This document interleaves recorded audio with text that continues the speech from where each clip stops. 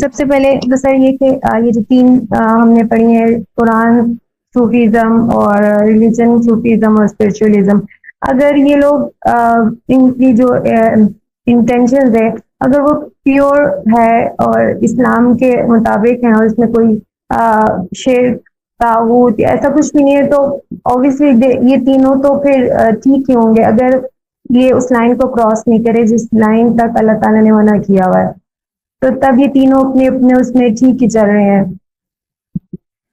یس، intention, دیکھیے intention ایسی چیز ہے جو اللہ تعالیٰ نے چھپا کے رکھی ہوئی ہے، نیت دکھائی نہیں دیتی، مومن نے حاضر پہ ضرب لگانی ہوتی ہے۔ تو یہ ان کا جو ان کے اوپر جو اعتراضات ہیں علماء کے، مشائخ کے، وہ ان کی حاضر کی ہیں، ان کی نیت کے نہیں ہیں۔ وہ کہتے ہیں نیت ان کی جیسی بھی ہوگی، ہم نیت ہمارا پروگیٹو بھی نہیں ہے، وہ رب کا پروگیٹو ہے، وہ رب بہتر جانتا ہے کہ ان کی نیت کیا ہے، لیکن جو ان کے ظاہری اعمال ہیں، جو ان کے طریقت پریکٹس آف ریلیجن ہے، اس کے اوپر علماء اور مشائخ کوسچن اٹھاتے ہیں۔ وہ کہتے ہیں ایسی کوئی طریقت نہ انبیاء سے منسلک کہیں دکھائی دیتی ہے، پڑھنے کو ملتی ہے، نہ امام سے ملتی ہے، نہ صحابہ سے ملتی ہے، نہ ان دا گولڈن ایرا آف خلفاء راشدین سے ملتی ہے۔ کہتے ہیں یہ کون سی طریقت ہے جو پیرلل طریقت، ایک پیرلل ریلیجن کو تشکیل دیتی ہے۔ یہ علماء کا، مشائخ کا اعتراض ہے، میرا اعتراض نہیں ہے، میں تو خالی اب تحقیق آپ کے سامنے رکھ رہا ہوں، آپ نے بھی اپنی تحقیق سے دیکھنا ہے۔ اگر آپ کو لگے گا اپنی تحقیق کے دوران کہ ان کی طریقت میں ایسی کوئی بات سامنے نہیں آتی جو جس کی تکفیر کی جائے، جس کے اوپر کفر کا فتویٰ لگایا جائے، تو آپ وہ رپورٹ میں بیان کریں گے۔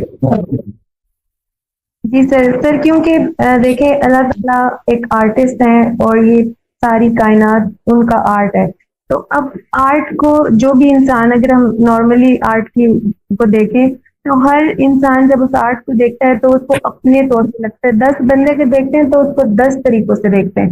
تو ایسے ہی اب اوبیسلی اگر 3 یہ گروپ بنے تو ہر ایک کو اللہ تعالیٰ نے جو اندر ایک سینس کہہ لیں، یا جو اللہ تعالیٰ نے سب کو الگ الگ دیکھنے کی، سوچنے کی صلاحیت دی ہے، تو ہر ایک نے اپنے اس نظریے سے دیکھا ہے، کیونکہ سب انسان اگر ایک جیسے سوچیں، ایک جیسے بولیں، تو وہ اللہ تعالیٰ کا جو آرٹ ہے وہ اس طرح کا آرٹ پھر رہا ہی نہیں، اگر ایک آرٹ کو سب ایک ہی نظر سے دیکھنے کے قابل ہیں تو وہ اب دیکھیں نا، یہ اب آپ ایک ایز این آرٹسٹ آپ کا یہ ایک فلسفہ ہے، ایک بڑا خوبصورت فلسفہ بیان کیا، دس از کالڈ فلسفی، اور یہ آپ کی اوریجنل فلسفی ہے، آپ this is coming from your heart, کہ آپ اللہ تعالیٰ کو کے صفاتی ناموں میں سے آپ نے المصور نام پک کیا، آپ نے کہا کہ وہ مصور ہے، اس کا تصور ہے، اس کا تصور اتنا خوبصورت ہے، اس کی تخلیق اتنی خوبصورت ہے، اس کی مخلوق اتنی خوبصورت ہے، اور اس کے اتنے رنگ ہیں، تو وہ تو دیکھنے کا نقطہ نظر ہے کہ مجھے وہ ٹھیک نظر آ رہے ہیں، فلاں کو وہ ٹھیک نظر، آپ سے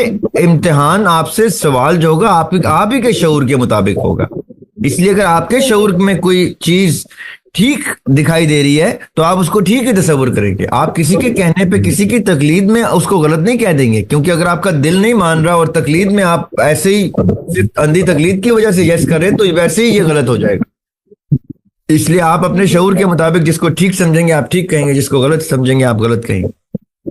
بالکل صحیح کہہ رہی ہیں۔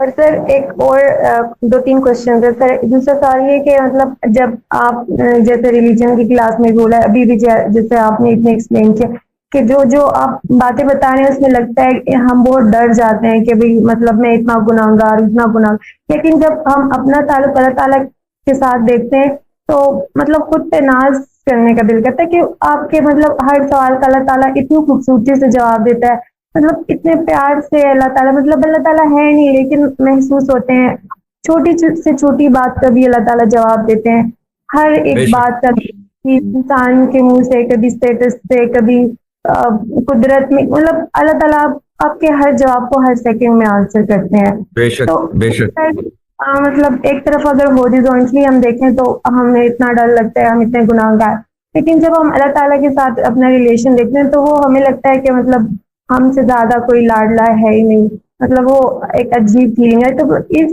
سچویشن میں انسان سے مطلب اللہ تعالیٰ کو کیا سوچے؟ آپ بالکل ٹھیک سوچ رہی ہیں، اتنا خوبصورت آپ کا خیال ہے، آپ ایسے ہی سوچیں۔ دیکھیں اللہ تعالیٰ کے بارے میں حدیث قدسی یہ ہے کہ جیسا تمہارا گمان ہے ویسا ہی تمہارا رب ہے. تو اگر آپ کا گمان اتنا خوبصورت ہے اللہ کے بارے میں تو اس گمان کو اسی طرح مینٹین رکھیں. جی سر. کیونکہ سر تو وہ اگر آپ نے آپ کہا جنت اتنی سستی ہے، تو جب میں اللہ کا اپنا ریلیشن دیکھتی ہوں دوسروں کا دیکھوں تو مجھے ایسے ہی لگتا ہے کہ مطلب دیکھیں سر، ایک انسان ہوتا ہے پوری زندگی اتنا گناہ کرتا ہے، ایک کتے کو پانی پلانے پر اللہ تعالیٰ اس کو کہاں سے کہاں لے جاتے ہیں. بالکل جنت ایسا ہی پھر سستی ہی ہوئی نا سر. ایسا ہی ہے. اور سر خلوص نیت is the key to open the doors of heaven. جی سر. اور سر ایک تیسری جو چیز کنفیوژن ہے وہ پوچھنے کے سر، انٹیوشن میں اور وجدان میں مطلب کیا فرق ہے؟ فار ایگزامپل سر، اگر ایک انسان ہے، اگر اس کو سم ٹائمز اگر فار ایگزامپل کل کوئی بات ہونی ہے، اس کو آج ویسے ہی ایک دم سے مائنڈ میں آتی ہے، اس کو پتہ چلتا ہے اور کل سیم ویسے ہی ہوتا ہے، تو سر یہ انٹیوشن ہے یا وجدان ہے، مطلب یہ کس کیٹیگری میں فال کرتا ہے؟